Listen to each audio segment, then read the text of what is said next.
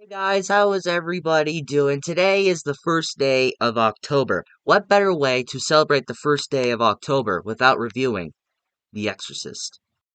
So the brand new Exorcist movie comes out this Friday, so I've decided to review the other five. Yeah, there's five Exorcist movies. Yay. So today's the first day of October. There's a brand new Exorcist movie Friday. Seems like the perfect time to review the original Exorcist. Before I begin, I need to get this out now so I don't get yelled at. This was my first time watching The Exorcist. Yes, I know. I'm sorry. But The Exorcist subgenre of horror has never been for me. I've never been in that whole demonic, the possession thing, exorcism, priests trying to get the devil out of people. That's never been my subgenre of horror. I've just never really been interested because of this movie, quite literally. There's been so many exorcism movies trying to copy this movie, trying to grab that success that this movie did back in 1973, which I don't think you're ever gonna do. So like, why are you even trying? You're not gonna get that. You're never gonna win. You're not gonna get that. Like, I don't feel there's any other movie that could really tackle this movie. But yeah, I don't understand that. But I have watched it for the first time today, and I honestly really enjoyed it. And again, don't know of how you're going to capture that. And I also want to say this now. I did watch the director's cut of this movie, so I don't know. I never saw the original cut, so I don't know how much it differs from the original. So I watched the director's cut, so I might say things during my review that might be like, "Wait, what the fuck is he talking about?" But just get that out now. I watched the director's cut, so don't yell at me in the comments saying like that wasn't in this movie. What the hell are you talking about? I watched the director's cut. Now that's finally out of the way, and I'm gonna shut up now and give you my thoughts on The Exorcist. Right off with the positives on The Exorcist. To me, you can't go without, even if you've never seen this movie, you have heard that amazing Exorcist score. And I would debate it might be on par with John Carpenter's Halloween score as one of the best, if not the best, horror theme, like, or score, whatever the fuck you call it. Because I love that score. Even if you've never seen this movie, you've heard that score before. Like, I've never seen this movie before until today, and I've always heard that score before. Like, I've seen so many Halloween playlists. I've seen so many videos on people saying their top 10 favorite horror movie scores. Even when you're just on YouTube, just browsing, you'll see that pop up, and you'll play it, and you'll listen to it because it's that good. It gives you that hint of creepiness, but yet it's so calming, where it kind of settles you down, kind of gets you in like a calm mood, but at the same time, it kind of creeps you out. It kind of freaks you out in a way. That's what I love about that score. And again, on par with John Carpenter's Halloween theme as one of the best horror movie scores ever. Because I would contend that John Carpenter's Halloween score is the best score in horror movies. But I would say now that The Exorcist might be right behind that, if not right tiny bit above it. Thought the sound design in this movie was pretty good, where you got like certain scenes where they're just hammering metal in the beginning of the movie. You hear just like when just people are walking down the street, you hear just rumblings in the house, hearing certain things in the house while Regan is possessed. And like every sound kind of makes it sound like its own character, and it's also really creepy. Like I understand, I kind of get why people say this movie's creepy now, because when I was watching this movie, there were certain sound designs and certain sound cues in this movie where I was like, that's kind of creepy in a way, where you like every sound design in this movie, where even like during like demon possession scenes where they're saying like the power of Christ compels you, and it's just like dead silence. There's nothing else playing. It's just saying the power of Christ compels you. They're saying it over and over as Reagan is just being floating up in the air, and that's all you hear is just saying the power of Christ compels you, and it's just dead silent. Like sound design like that, it's creepy as fuck in my mind.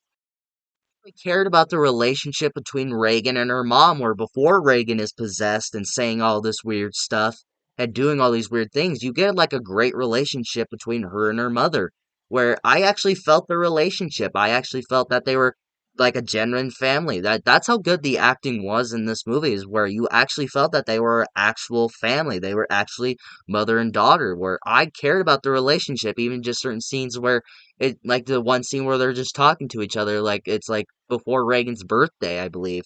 Or it might have been Reagan's birthday, I don't know. I can't remember. They were talking about her birthday, and they're just in the bed, and they're just having like a mother and daughter conversation. It felt like an actual conversation between a daughter and her mother. Like that is how good the relationship in this movie is, where they're just talking like they're just talking to each other. You feel their love, and very rare do I ever watch a movie and feel a love between a mother and her daughter in a film. So that to me, that's very rare because of it. Because a lot of movies, I'll watch a movie and there'll be like a relationship, and sometimes I won't feel there's chemistry there. I won't think it really worked. But in this movie, it worked. Speaking of acting, I also think the acting in this movie, especially by Linda Blair, I believe her name was. I might have messed that name up. Forgive me if I did. But her acting, especially in this movie, was fantastic. Like I said with the mother and daughter stuff, like her acting there, where she just seems like a sweet little 10-year-old girl, where she's just so sweet. She's so kind hearted to where you would want to be friends with her in a way, where you would want to hang out with her just because she's so gentle, so nice to people from what you've seen of her. Then all of a sudden, it switches gears, and then she's like a demonic bitch in a way where she's treating everybody around her like a dick. She's saying weird things. She's saying horrible things to people, like sexual stuff. I don't want to say because I might get in trouble by YouTube here because they're very divisive in a way. Where she says all this stuff where it's just like, what happened to this sweet little girl that we knew? So all of a sudden it just goes to her being some messed up bitch in a way. And I have seen behind the scenes where apparently this movie kind of messed with Linda in a way, kind of gave her PTSD from what I'm hearing. But her acting, especially in this movie, is great, and I honestly don't think she's been in many other movies that have given her great performances. Maybe there's a hidden gem out there. Maybe there's a hidden gem out there with her in it, and that maybe her performance in that was better than this. Maybe there is, but I've never really seen her in any other movies besides this movie and its sequel. And I've never seen the sequel, so I'm very curious how that will go out. But I don't know.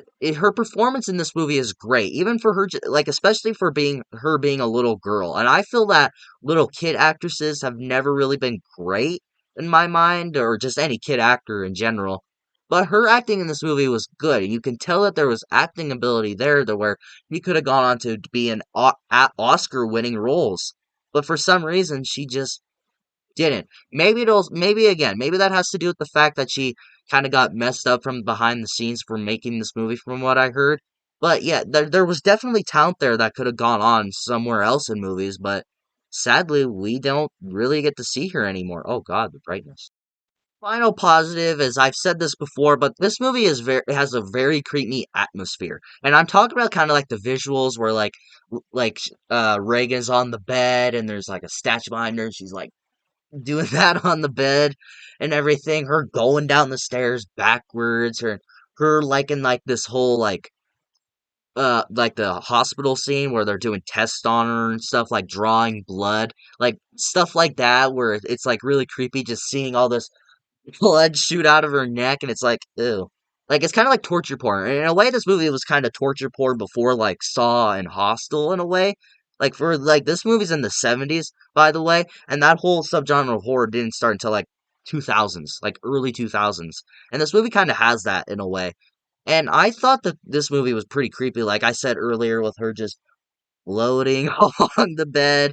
Like, this movie's very creepy in a way. I understand why this movie would probably freak you out, and if you watched it today, if you were like small, but watching it now, I would agree that it has some like pretty funny moments here and there. But this movie's pretty creepy in a way, especially like the scene where she's just sitting in the hospital, where I can't remember what part of it was, but there's a scene where then, like, all of a sudden she's just sitting there, just staring off into space, as we usually do when we go to a doctor or a dentist. We're just staring off into space, not paying attention. Then all of a sudden, there's like this quick flash of like a demon or something. There's like no noise, no jump scare. It's just like a quick flash, and you just see it. And I did not see that coming. And I don't get scared easily. Easily. I mean, I will get scared sometimes, like if uh, some days, I guess. I guess I don't know. I don't really get scared much, but I remember I was just sitting there, just watching, and all of a sudden that quick flash, I was like, oh, what the fuck was that?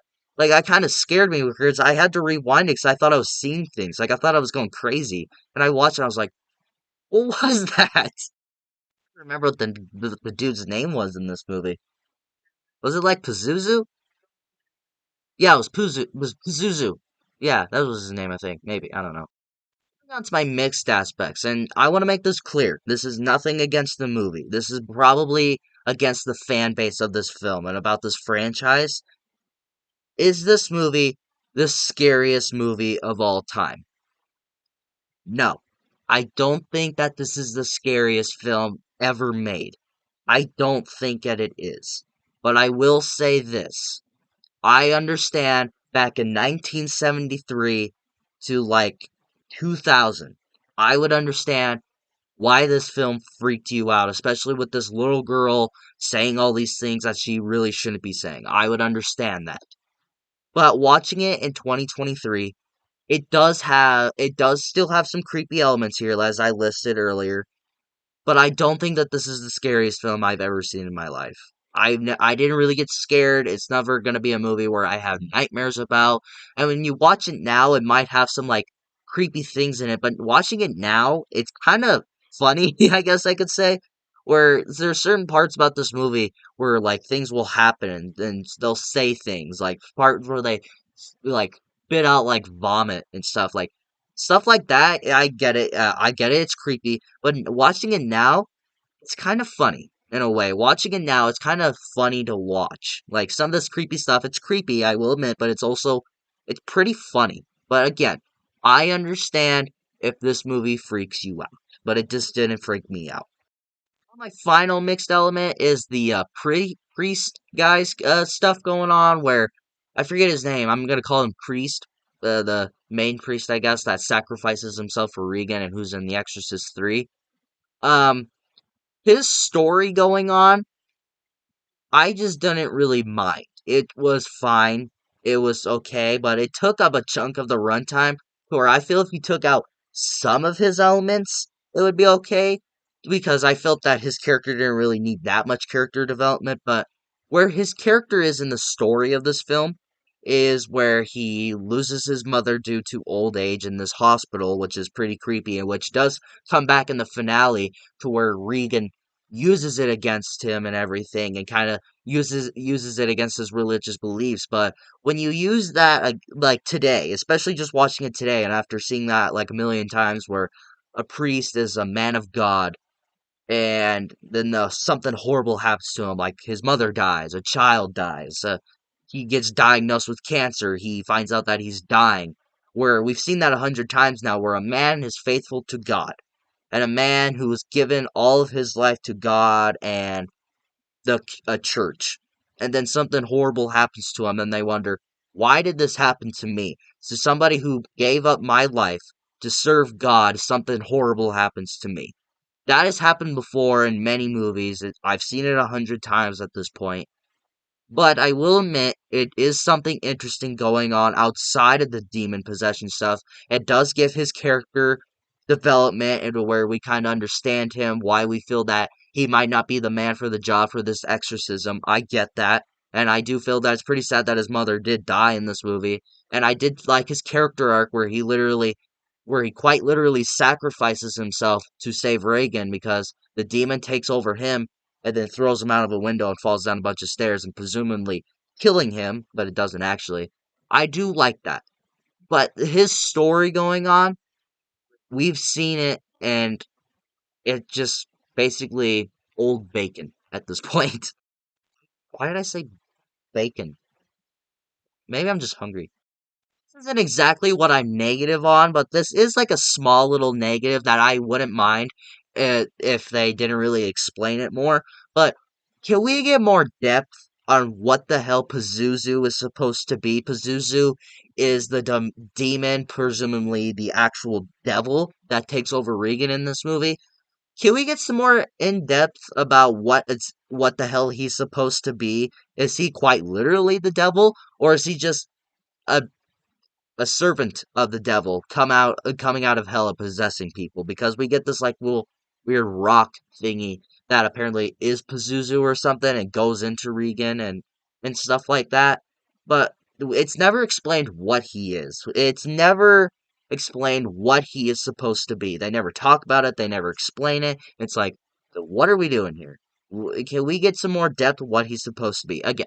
But I would understand if they did. I don't mind if they didn't do anything, but to me as a viewer, I would have liked to see something done with that guy or something like that.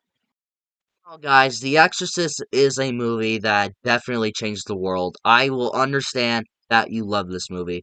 I do like it. It's a really good film, and I probably won't be the only guy saying this, that this is the best exorcism movie.